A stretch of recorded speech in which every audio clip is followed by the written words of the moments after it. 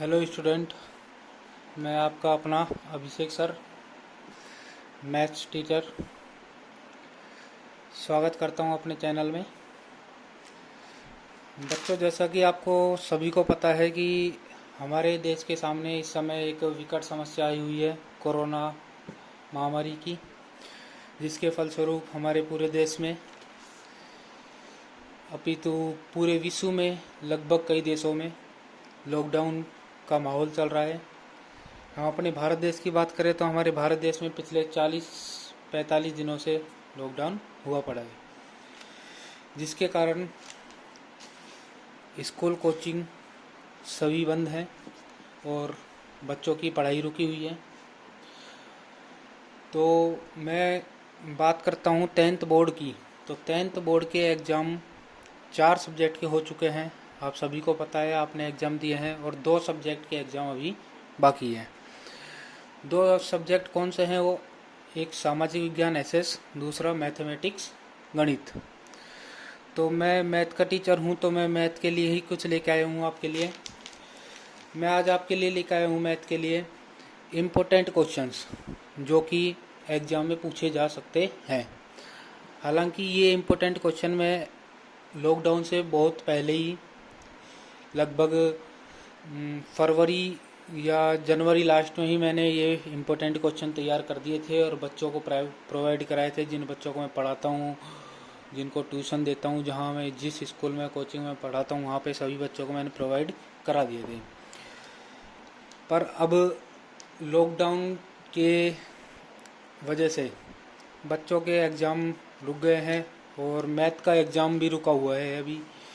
तो अभी तक राजस्थान गवर्नमेंट और शिक्षा मंत्री के तरफ से अभी तक कोई एग्ज़ाम की डेट नहीं आई है, परंतु शायद एग्ज़ाम होंगे, क्योंकि राजस्थान सरकार ने कहा था कि सीबीएसई जैसा फैसला करेगी उसके अकॉर्डिंग ही आरबीएसई के एग्ज़ाम होंगे। तो सीबीएसई अपने एग्ज़ाम करवा रही है, तो उस हिसाब से शायद आरबीएसई के एग्ज़ाम भी होंगे।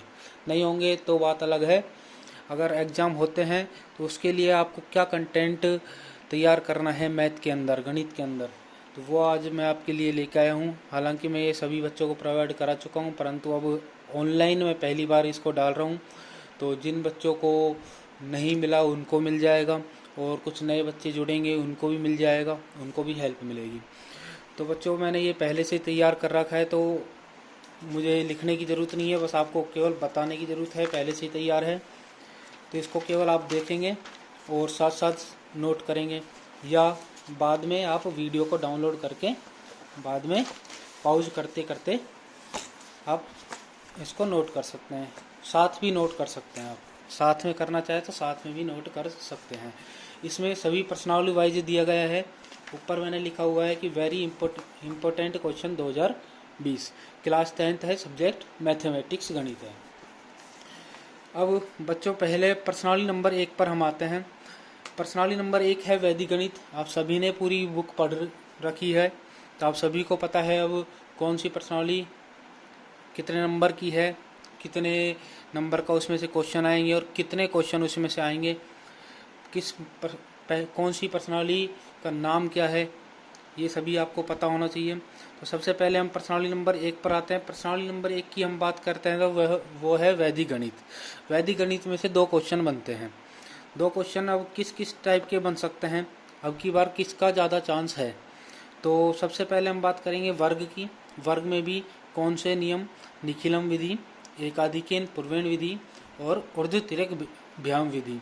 ये 3 विधि हैं जिनमें से वर्ग पूछा जा सकता है, बड़ा ही इम्पोर्टेंट है।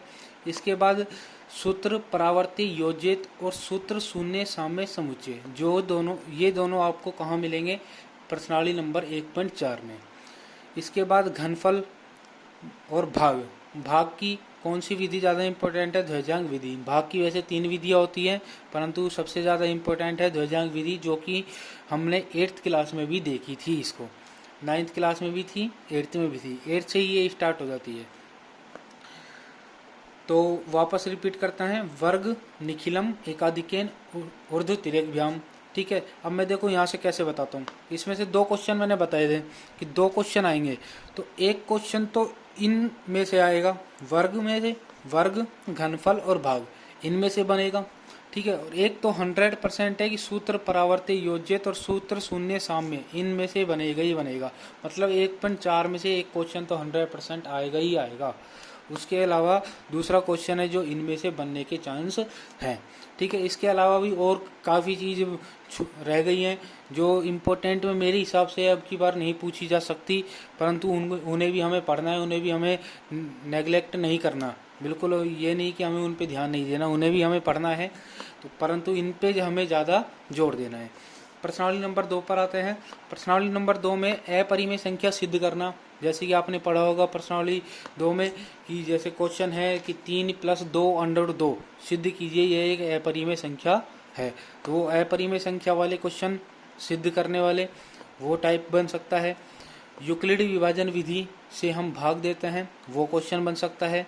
प्रश्नावली 2.4 में से एवं विविध, ये कंप्लीट लिखा हुआ है तो मतलब कंप्लीट ही पढ़नी है। प्रश्नावली 2.4 और विविध कंप्लीट पढ़नी है। 2.4 की बात करते हैं तो 2.4 में शांत और अशांत वाले क्वेश्चन होते हैं, आपने पढ़े होंगे, शांत दशमलव और अशांत दशमलव, ठीक है। या दशमलव शांत दशमलव भिन्न में बदलवाता है, वो वाले क्वेश्चन, ठीक है। और विविध इसकी कंप्लीट पढ़नी है। ये एक्सरसाइज बहुत ही छोटी एक्सरसाइज है, बहुत ही छोटी प्रश्नावली है ये, और बड़ी सिंपल प्रश्नावली है। ज़्यादा इसमें मेथड तरीके ज़्यादा नहीं है, ना ही इसमें ज़्यादा फॉर्मूले हैं, एक आध फॉर्मूले इसमें काम में आते हैं, तो ज़्यादा हार्ड भी नहीं है, छोटी सी प्रश्नावली है, इसलिए इसको आराम से आप पढ़ सकते हो। प्रश्नावली नंबर 3 की बात करते हैं तो 3 में अब पिछले कई सालों में, मतलब 3-4 सालों में मान के चलें तो जिस टाइप के क्वेश्चन पूछे जा चुके हैं उसके अलावा क्या बच गया, वो कंटेंट मैंने इसमें लिया है कि अब की बार क्या पूछा जा सकता है जिसके ज़्यादा चांसेज हैं। तो अब की बार पिछले 3-4 साल से जो नहीं पूछा गया है वो क्या है कि एलसीएम और एचसीएफ निकालना नहीं पूछा गया। समीकरणों के द्विघात बहुपदों के त्रिघात बहुपदों के एलसीएम और एचसीएफ निकालना नहीं पूछे गए हैं, तो उनके अब की बार ज़्यादा चांसेज हैं। तो प्रश्नावली अब एलसीएम और एचसीएफ की प्रश्नावली कौन सी है, केवल 3.6 है, इसलिए इम्पोर्टेंट में मैंने केवल यही डाली है। अब ये नहीं है कि 3.6 ही डाली है तो केवल 3.6 पढ़ेंगे और 3.1 से लेकर 3.5 तक हम छोड़ देंगे, उन्हें भी हमें पढ़ना है, उनके भी तरीके हमें अच्छे से याद रखने हैं, पर इन पे हमें ज़्यादा जोर देना है, इनके एक एक सवाल हमें करके देखने हैं। प्रश्नावली 3.6 हमें कंप्लीट पढ़नी है, और इसके बाद विविध में प्रश्न संख्या हमें 22 और 23 ये दोनों हमें देखने हैं। ये दोनों भी क्वेश्चन किसके हैं, वही एलसीएम और एचसीएफ के हैं। अब इसके बाद हम आगे आते हैं विविध प्रश्नमाला में, कौन सी, प्रश्नावली नंबर 4। अब बच्चों आप सभी को पता है कि विविध ये प्रश्नावली नंबर जो 4 है वो किसकी है, ग्राफ की। यहाँ पे लिखा हुआ है ग्राफ की, और ग्राफ में कितने नंबर का आता है, 6 नंबर का आता है। ग्राफ आता है 6 नंबर का। अब 6 नंबर में ये एक क्वेश्चन आएगा। अब इसमें से एक क्वेश्चन में हमें क्या करना है, पेंसिल से ग्राफ बनाना है। ग्राफ हमें एग्जामिनर देगा, ठीक है, पेंसिल से बनाना है, पेंसिल से ही बनाना है, अगर पेन से बनाओगे तो वो गलत माना जाता है, ठीक है। अब ग्राफ में ज़्यादा तरीके नहीं है, आपको केवल ये 4 क्वेश्चन ही पढ़ने हैं। ये 4 क्वेश्चन पढ़ लो, चारों अलग अलग टाइप के हैं। ये 4 टाइप कहने का मतलब ये 4 टाइप आप पढ़ लो। ये 4 टाइप आपने पढ़ लिए तो चारों टाइप में से अब चाहे संख्या चेंज करके दे दे, तरीके आपको याद होने चाहिए, तरीका आपको पता होना चाहिए कि इस तरीके को हमने कैसे किया था, कैसे सोल्व किया था, कैसे हमारे टीचर ने हमें समझाया था। तो आपको विविध प्रश्नमाला 4 में 8वां, 9वां, 10वां और 11वां ये 4 क्वेश्चन आपको ढंग से पढ़ने हैं, ढंग से समझने हैं। इसके बाद हम प्रश्नावली नंबर 5 पर आते हैं। प्रश्नावली नंबर 5 कौन सी है, समांतर श्रेणी की। अब इसमें प्रश्नावली नंबर 5.2 में, अब 5.1 मैंने छोड़ दी। 5.1 क्यों छोड़ दी, क्योंकि उसमें बेसिक है 5.1 का, जैसे कि सार्वंतर निकालना, प्रथम पद ज्ञात कीजिए, अगले 3 पद निकालो, अगले 4 पद निकालो, तो वो बेसिक है जो कि आपको अच्छे से आता होगा। तो प्रश्नावली 5.2 की बात करते हैं। तो प्रश्नावली 5.2 में हम क्वेश्चन नंबर 3, 4, 5, 6 और 9 ये पढ़ेंगे। प्रश्नावली 5.3 में 3, 5, 6, 7, 9, 10 ये हम पढ़ेंगे। इसके बाद उदाहरण नंबर 19 पढ़ेंगे। मतलब जैसे प्रश्नावली 5.3 की बात हो गई, 5.3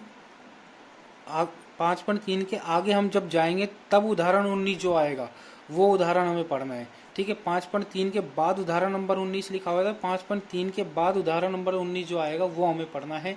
इसके बाद विविध प्रश्नमाला में हमें 10वां और 14 क्वेश्चन ये हमें ढंग से पढ़ने हैं। अब ये नहीं कि इनके अलावा सर आपने ये छोड़ दिए वो इम्पोर्टेंट नहीं है। इम्पोर्टेंट बेटा सारे होते हैं, सारे इम्पोर्टेंट होते हैं, परंतु जिनके ज़्यादा चांसेस हैं, जो पिछले कई सालों में नहीं पूछे गए हैं, जिस तरीके के नहीं पूछे गए हैं या जो रिपीट होते जा रहे हैं, तो उस हिसाब से पिछले 3-4 साल का कंटेंट मिलाकर उनको अच्छे से बारीक से देखकर कि क्या पूछा जा रहा है, क्या नहीं पूछा जा रहा, कौन सा रिपीट हो रहा है, उन सभी को देखते हुए ये इम्पोर्टेंट लगाए गए हैं। हमें पढ़ने सारे हैं, परंतु इन पे ज़्यादा जोर देना है, इन्हें हमें दिमाग में अच्छे से सेट करना है और रटना नहीं है, केवल हमें समझना है, उनके तरीके याद रखने हैं और फॉर्मूले तो हमें याद करने ही करने हैं। ठीक है, इसके बाद हम प्रश्नावली नंबर 6, 7 और 8 पर आते हैं, क्योंकि ये तीनों त्रिकोणमिति से संबंधित है तो तीनों को हमने एक ही साथ ले लिया।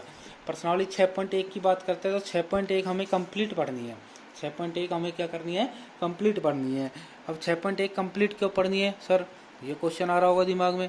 क्योंकि कंप्लीट इसलिए पढ़नी है बेटा क्योंकि ये त्रिकोणमितीय सारणी के ऊपर डिपेंड करती है। ये प्रश्नावली जो है त्रिकोणमितीय सारणी के ऊपर डिपेंड करती है। आपने सारणी पर, आपके टीचर ने आपको सारणी बनाना सिखाया होगा, सारणी आपने बनाई होगी 30 डिग्री, 60 डिग्री, 90 डिग्री, 45 डिग्री, ये वाली सारणी आपने बनाई होगी, साइन कोस टेन कोट ये वाली।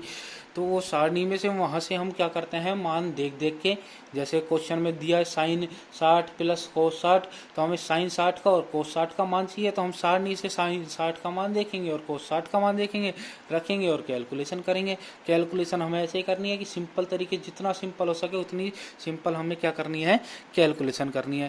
तो ये पूरी की पूरी प्रश्नावली किस पर, सारणी पर डिपेंड करती है। सारणी आपको याद है, आप सारणी को बनाओगे एग्जाम में, वहाँ से मान लिखनी है और कैलकुलेशन आपके ऊपर डिपेंड करता है बेटा, आप कैसे उस कैलकुलेशन को सिंपल वे से कर सकते हो। तो इसके कितने भी क्वेश्चन कर लो, कितने भी क्वेश्चन बन सकते हैं इसके। आप 6.1 के जरूर नहीं है कि अब आप 6.1 पूरी पढ़ लो, सारे सवाल आपने पढ़ लिए, अब एग्जामिनर ने संख्या ही चेंज करके दूसरा दे दिया तो आप तो कहोगे कि सर ये तो 6.1 से बाहर आ गया, ये तो आउट ऑफ कोर्स आ गया। तो नहीं, संख्या चेंज हो सकती है, आपको तरीका याद होना चाहिए। वही बात मैं रिपीट कर रहा हूँ बार बार। तो आपको सारणी बनाना आनी चाहिए, उसके बाद संख्या चाहे कुछ भी मिले, हमें सारणी से मान देख के लिखना है, कैलकुलेशन करनी है। ये हो गई 6.1 की बात। इसके बाद हम चलते हैं 7वीं पर। तो 7वीं पर हम सबसे पहले आएंगे 7.2 पर। 7.2 हमें कंप्लीट पढ़नी है। अब ये कंप्लीट क्यों पढ़नी है, ये भी क्योंकि ये बहुत ही सिंपल सी प्रश्नावली है, छोटी सी प्रश्नावली है, ज़्यादा क्वेश्चन इसमें नहीं है, इसलिए इसमें सभी क्वेश्चन इंपॉर्टेंट ही मान सकते हैं हम। अब ये 7.2 आपने पढ़ी होगी, जिसमें 6 फॉर्मूले काम में आते हैं मेनली। कौन से, sin 90 minus theta cos theta होता है, cos 90 minus theta sin theta होता है, tan 90 minus theta cot theta होता है, cot 90 minus theta tan theta होता है, sec 90 minus theta cosec theta होता है और cosec 90 minus theta sec theta होता है। तो ये 6 फॉर्मूले आपने पढ़े होंगे और आपके टीचर ने आपको पढ़ाए होंगे। तो 7.2 हमें कंप्लीट पढ़नी है। अब बच गई 7.1। 7.1 यहाँ पे लिखा हुआ है बेटा मैंने, 7.1 हमें कंप्लीट पढ़नी है, मतलब 7वीं प्रश्नावली तो हमें पूरी की पूरी ही पढ़नी है, उदाहरण सहित पढ़नी है हमें। ये 7.1 भी पढ़नी है और 7.2 भी पढ़नी है, क्योंकि ये 7वीं प्रश्नावली 6 नंबर का क्वेश्चन पूछा जाता है इसमें से, इसलिए ये हमें कंप्लीट पढ़नी है। 7.1 में कौन से क्वेश्चन आते हैं, सिद्ध वाले तो आते ही हैं, 100% एक आएगा सिद्ध वाला क्वेश्चन, इसलिए हमें ये सारे पढ़ने हैं। इसके बाद अब हम आते हैं 8वीं प्रश्नावली पे। तो प्रश्नावली नंबर 8 में ऑप्शन वाले सभी प्रश्न पढ़ने हैं हमें। प्रश्नावली 8 में 8.1 8.2 इस प्रकार तो है नहीं, डायरेक्ट विविध है, तो विविध में हमें ऑप्शन वाले सारे प्रश्न पढ़ने हैं। ऑप्शन वाले कौन से, 1 से लेकर 11 तक के प्रश्न ऑप्शन वाले हैं इसमें, तो वो हमें पढ़ने हैं ऑप्शन वाले, क्योंकि 8वीं में से छोटे छोटे ही क्वेश्चन पूछे जाएंगे। ऑप्शन के बाद जो क्वेश्चन आ जाते हैं वो सारे बड़े क्वेश्चन हैं और बड़े क्वेश्चन इसमें से नहीं पूछे जाएंगे। 8वीं में से केवल छोटे क्वेश्चन पूछे जाएंगे, तो ऑप्शन वाले पढ़ने हैं। अब पेपर में ऑप्शन नहीं मिलेंगे, हमें सोल्व करके आने हैं, इसलिए ऑप्शन वाले क्वेश्चनों की आप सोल्व करके देखें, इसलिए ऑप्शन पेपर में नहीं आते हैं। तो 8 ऑप्शन वाले 11 क्वेश्चन तो आपको पढ़ना है स्टार्टिंग है। इसके बाद प्रश्न संख्या 16, 17, 18, 24, 25 और 27 ये भी इम्पोर्टेंट है, ये भी आपको पढ़ने हैं। क्योंकि ये पूछे जा सकते हैं।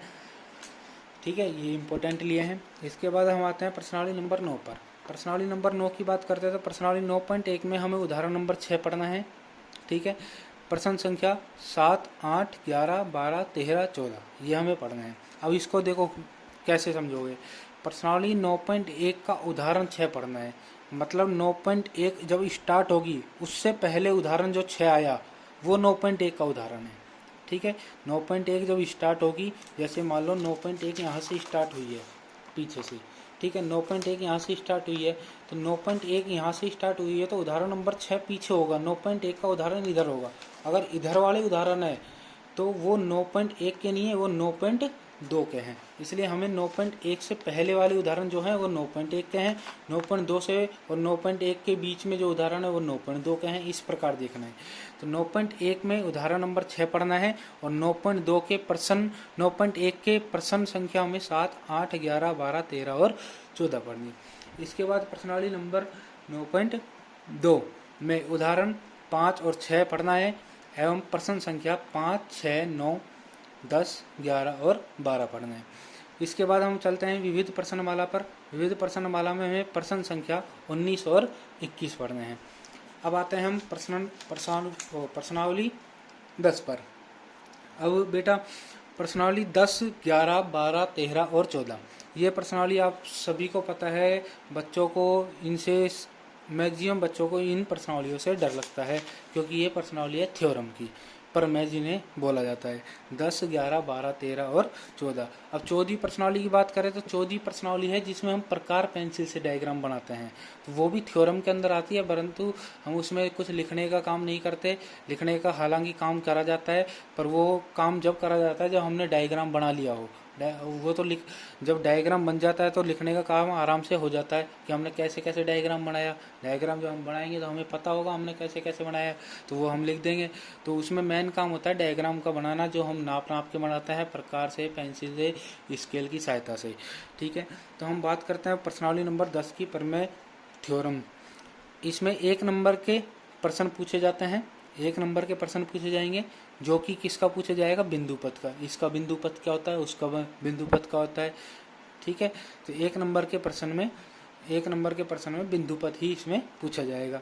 इसके बाद प्रश्नावली 10.1 में प्रश्न संख्या 7 पढ़ना है, पर मैं 10.6 पढ़नी है, बुक में मिलेगी तुम आपको ये। और प्रश्नावली 10.2 में हमें उदाहरण 1, 2, 3 एवं प्रश्न संख्या 3, 4 और 5 पढ़ने हैं। प्रश्नावली दोबारा देखो, 10.1 में प्रश्न संख्या 7 पढ़ना है, पर मैं 10.6 पढ़नी है।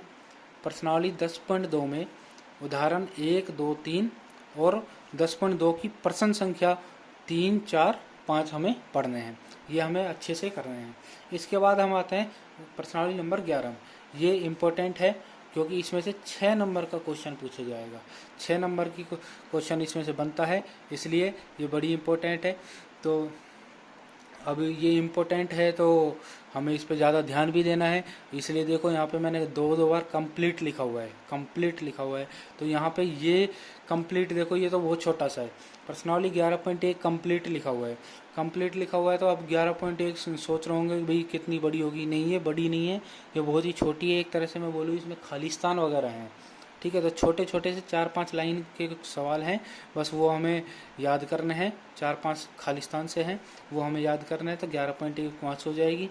अब विविध 11 पे चलते हैं। तो विविध 11 हमें कंप्लीट ही याद करनी है, मतलब कंप्लीट हमें उसके सवाल करके देखने हैं। इसके अलावा थेल्स पर में बड़ी इम्पोर्टेंट मानी जाती है, तो हमें थेल्स पर में अच्छे से पढ़नी है। इसके बाद प्रश्नावली 11.2 में हमें तीसरा, पाँचवा, छठा और नवा, तीसरा, पाँचवा, छठा और नवा क्वेश्चन हमें पढ़ना है। प्रश्नावली 11.3 में से हमें नवा, 10वां ये क्वेश्चन हमें पढ़ने हैं। और प्रमेय 11.13 और 11.9 ये दोनों भी बड़े ही इम्पोर्टेंट मानी जाती हैं, तो ये अभी हमें पढ़ने हैं। अब आगे चलते हैं हम प्रश्नावली नंबर 12 पर। प्रश्नावली नंबर 12 की बात करें तो 12.1 जैसे 11.1 कंप्लीट पढ़नी थी हमें, वैसे 12.1 भी हमें कंप्लीट पढ़नी है, क्योंकि इसमें भी वही खाली स्थान वगैरह हैं, तो 4-5 लाइन है, वो आराम से याद हो जाएंगी, छोटे छोटे से हैं। इसके बाद प्रश्नावली 12.2 में उदाहरण नंबर 5 इम्पोर्टेंट है, तो ये हमें याद करना है। और प्रश्न संख्या इस 12.2 की प्रश्न संख्या 2, 3, 6, 8 और 10, ठीक है, ये हमें पढ़ना है। पर में 12.8 हमें पढ़ना है। प्रश्नावली 12.3 में 6वां, 7वां और 9वां। प्रश्नावली 12.4 में उदाहरण नंबर 2 एवं प्रश्न संख्या हमें 1, 3 और 4 पढ़ने हैं। विविध प्रश्नमाला की बात करें तो इसमें प्रश्न संख्या हमें केवल कौन सा पढ़ना है, 30वां, ये इम्पोर्टेंट है। प्रश्नावली नंबर 13 की बात करें तो प्रश्नावली नंबर 13 की हम बात करते हैं तो प्रश्नावली 13.1 में उदाहरण 3 और 4 हमें पढ़ना है, एवं प्रश्न संख्या 3, 6 और 7वां हमें पढ़ना है। प्रमेय 13.3 ये इम्पोर्टेंट मानी जाती है, तो ये भी हमें पढ़नी है। ये जो जितनी भी प्रमेय मैंने बताई है बेटा, ये हमें अच्छे से करनी है, ये हमें याद होनी चाहिए। उनको इन प्रमेय को कैसे ड्राइव करते हैं वो भी हमें उनका सॉल्यूशन पता होना चाहिए। प्रश्नावली 13.2 में प्रश्न संख्या 3 और 4 हमें पढ़ना है। अब आते हैं प्रश्नावली नंबर 14 पर। प्रश्नावली नंबर 14 जैसा कि मैंने बताया, इसमें प्रकार, पेंसिल, स्केल की सहायता से हमें डायग्राम बनाने होते हैं और उसके बाद उनकी रचना लिखनी होती है कि हमने इसे कैसे कैसे बनाया था, स्टेप बाय स्टेप। तो प्रश्नावली 14.1 में हमें प्रश्न संख्या 1, 8 और 9। प्रश्नावली 14.2 में उदाहरण 10वां, 8वां और प्रश्न संख्या 6, ये 3, 2, 5 और एक 6, ये 6 क्वेश्चन आप पढ़ लो। ये 6 टाइप आपने पढ़ लिए, ये 6 क्वेश्चन जो हैं 6 अलग अलग टाइप के क्वेश्चन लिए हैं मैंने, तो 6 टाइप के आपने पढ़ लिए, तो शायद मेरे हिसाब से इससे बाहर पेपर में क्वेश्चन नहीं आएगा। इसके बाद हम प्रश्नावली 15 की बात करते हैं तो प्रश्नावली नंबर 15 जैसा कि आपने पढ़ा ही होगा, कौन सी है, त्रिज्यखंड, वृत्तखंड वाली। प्रश्नावली नंबर 15 में काफ़ी फॉर्मूला भी है, तो सबसे पहले तो हमें 15वीं प्रश्नावली में क्या याद होने चाहिए, फॉर्मूले। हमें सभी प्रश्नावली है, पहली बात तो बच्चों कि हमें पूरी बुक में जितने भी फॉर्मूले हैं वो फॉर्मूले, नियम हमें याद होने चाहिए। बिना फॉर्मूले नियम के हम कुछ नहीं कर पाएंगे गणित में। जैसे कि 15वीं प्रश्नावली है, इसमें अगर हमें फॉर्मूले याद नहीं है तो हम कुछ नहीं कर पाएंगे। ये पूरी फॉर्मूला बेसिस प्रश्नावली है, फॉर्मूले लगाने हैं बस। इसमें वैल्यू वगैरह सब कुछ क्वेश्चन में गिवन होती है, हमें केवल क्या करना है, फॉर्मूला पुट करना है, उसमें वैल्यू पुट करनी है, कैलकुलेशन करनी है, आंसर निकालना है, ठीक है। प्रश्नावली 15.1 में प्रश्न संख्या 2, 7, 8 हमें पढ़ना है। प्रश्नावली 15.2 में 4, 5, 8 हमें पढ़ना है। प्रश्नावली 15.3 में उदाहरण नंबर 9 एवं प्रश्न संख्या 7, 8, 9 ये भी क्या है, इम्पोर्टेंट है। इसके बाद हम 16वीं पर आते हैं, तो जैसा कि मैंने 15वीं पे बताया था, 15वीं किस पे बेसिस है, फॉर्मूला पे बेसिस है। ऐसी 16वीं प्रश्नावली भी कौन सी है, घन, घनाव, बेलन, शंकु वाली, ये भी पूरी किस पे बेसिस है, फॉर्मूले पे बेसिस है। इसमें काफ़ी फॉर्मूले हैं, 15वीं से ज़्यादा फॉर्मूले हैं, तो आपको सभी फॉर्मूले अच्छे से याद करने हैं। लिख लिख के याद करें, 1 बार, 2 बार, 3 बार लिख के याद करोगे, जल्दी याद होगा, आराम से याद होगा और ऐसा याद होगा दोबारा कभी नहीं भूलोगे आप। तो इन दोनों प्रश्नावली, ये दोनों प्रश्नावली फॉर्मूला बेसिस प्रश्नावली हैं, इन्हें आपको फॉर्मूले याद करने ही हैं। मैं दोबारा बोल देता हूँ कि इनमें क्वेश्चन में वैल्यू सब कुछ, वैल्यू वगैरह सब कुछ हमें गिवन होगी क्वेश्चन में। हमें तो क्या करना है, फॉर्मूला पुट करना है, फॉर्मूले में वैल्यू पुट करनी है, कैलकुलेशन करनी है और आंसर निकालना है। प्रश्नावली 16.1 में देखते हैं तो इसमें प्रश्न संख्या 1, 6 और 12 हमें पढ़ना है। प्रश्नावली 16.2 में 1, 5, 10, 12, 13 हमें पढ़ना है। 16.3 में बात करें प्रश्नावली 16.3 में तो पहला और 14 ये आगे पीछे हो गए, एक बाद में लिख दिया था, तो पहला और 14 क्वेश्चन हमें पढ़ना है। और प्रश्नावली 16.4 में बात करें तो पहला, चौथा, 9वां, 10वां हमें पढ़ना है। और विविध की बात करें, विविध 16 की बात करें तो 9वां, 10वां और 11वां ये भी क्या है, इम्पोर्टेंट है। इसके बाद हम 17वीं प्रश्नावली की बात करते हैं, तो 17वीं प्रश्नावली में क्या होता है कि बेटा 17.1 से लेकर 17.6 तक ये प्रश्नावली क्या है, बड़ी है, 17.6, 7, 8 काफ़ी बड़ी प्रश्नावली है। अब हमें पढ़ने सारे हैं, हमें हर तरीके के सवाल देखने हैं, हर तरीके के सवाल याद रखने हैं, क्योंकि ये 6 नंबर का क्वेश्चन आएगा इसमें से। अब 6 नंबर में ज़रूर नहीं है वो एक ही क्वेश्चन दे, उसको 2 टुकड़ों में बांट सकता है या 3 टुकड़ों में बांट सकता है। 3 टुकड़ों में बांटा तो एक एक नंबर के भी बनाएगा, एक एक नंबर में बना दिया तो छोटे क्वेश्चन भी दे सकता है।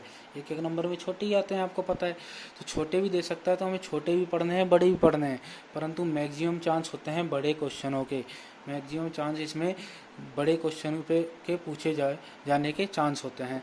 तो हमें बड़े क्वेश्चन कौन से हैं जो कि मैंने लिए हैं जिसके मैक्सिमम चांस है, जो हमेशा पूछे भी जाते हैं और पूछे जा सकते हैं।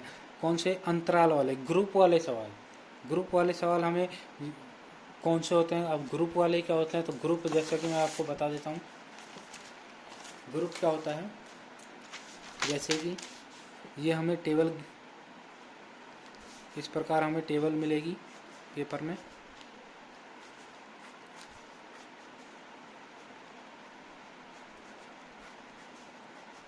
यहाँ पे कुछ भी लिख दिया, जैसे वर्ग लिख दिया या अंतराल, ठीक है, वर्ग, अंतराल, या और कुछ भी नाम दे सकता है, ठीक है। यहाँ पे जैसे एफ इंग्लिश में लिख दिया या हिंदी में लिख दिया बारंबारता, या और भी कुछ भी लिख सकता है, ठीक है।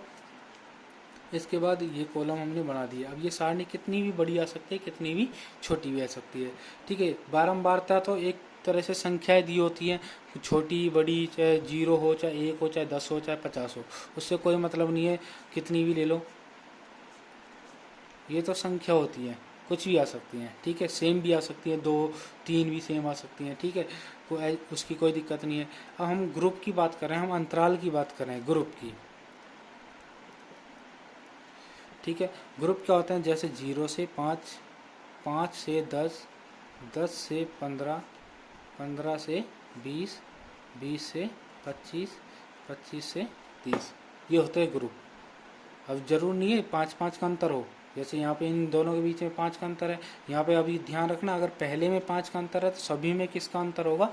5 का अंतर होगा। दूसरा, ये 5 पे ख़त्म हो रहा है तो ये 5 पे शुरू होगा, ये 10 पे ख़त्म हो रहा है तो 10 पे शुरू होगा, ठीक है। ये होता है ग्रुप, अंतराल, ठीक है। अब जरूर नहीं है 5 का अंतर हो, 10 का भी हो सकता है, 15 का भी हो सकता है, 20 का भी हो सकता है। जैसे 5 से 15, 15 से 25, इस प्रकार ऐसे भी हो सकता है। 0 से 10, 10 से 20, कुछ भी हो सकता है। डायरेक्ट यहाँ से स्टार्ट कर दे, 100 से 110, 110 से 120, कुछ भी अंतराल हो सकता है, ठीक है। ये होते हैं अंतराल ग्रुप। तो ऐसे ग्रुप वाले जितने भी सवाल है वो हमें अच्छे से पढ़ने हैं। अब ग्रुप वाले में हमें तीनों टाइप के क्वेश्चन देखने हैं, माध्यक व बहुलक, तीनों टाइप के क्वेश्चन हमें देखने हैं और अच्छे से करने हैं। इनके मेथड हमें याद करने हैं, रटने नहीं है, क्योंकि संख्या चेंज हो सकती है। तो हमें तरीके याद करने हैं, उनके मेथड याद रखने हैं कि उस सवाल को कैसे सोल्व किया जा रहा है। इसके बाद हम आते हैं 18वीं प्रश्नावली। तो 18वीं प्रश्नावली हमें कंप्लीट करनी है उदाहरण सहित, क्योंकि पिछले साल जो क्वेश्चन पूछा गया था वो उदाहरण में से ही पूछा गया था। और ये छोटी सी प्रश्नावली है, इसमें प्रश्नावली में ज़्यादा नहीं, 11 क्वेश्चन ही है और उदाहरण भी 5-7 ही हैं। तो हमें कुल मिला के ये पूरी एक्सरसाइज उदाहरण सहित पढ़नी है। और इसमें सभी टाइप के क्वेश्चन आपके आ जाएंगे, अलीप वर्ष, लीप वर्ष, पासा, सिक्का, ताश, सभी टाइप के आपके क्वेश्चन आ जाएंगे। ये पूरा मैटर हो गया आपका पर्सनालिटी नंबर 1 से लेकर पर्सनालिटी नंबर 18 तक। अब बात करते हैं सड़क सुरक्षा की, क्योंकि ये सभी सब्जेक्ट में आता है। अब मैथ में सड़क सुरक्षा में क्या पूछा जाता है? मैथ में सड़क सुरक्षा की हम बात करें तो बेटा, तो इसमें मैथ में सड़क सुरक्षा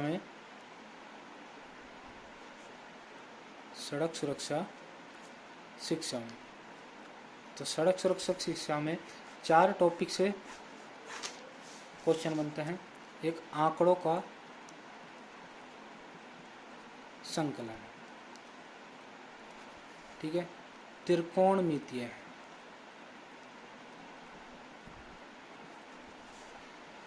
समांतर श्रेणी, और चौथा 2 चर राशियों पर आधारित समस्याएं, ठीक है। ये 4 टाइप के क्वेश्चन बनते हैं, 4 टाइप होते हैं सड़क सुरक्षा में मैथ के अंदर। ठीक है, 4 टॉपिक हैं, एक तरह से अपन इसको टॉपिक बोलेंगे 3 और 4। अब आंकड़ों के संकलन ये हमने 8th क्लास में पढ़े थे। कौन से याद आ जाएंगे आपको? जैसे पाई चार्ट वाले हमने पढ़े थे, इस प्रकार बने होते थे, ठीक है। और ग्राफ के हमने पढ़े थे, ये ग्राफ बने होते थे, ये वाले क्वेश्चन, ठीक है, आपको पढ़ाए होंगे आपके टीचर ने। आंकड़ों के संकलन या तो इसमें से बन सकता है, त्रिकोणमिति में से बन सकता है। तो त्रिकोणमिति क्लास 10th में ही हमने पढ़ी है। कौन सी एक्सरसाइज? 8वीं एक्सरसाइज में।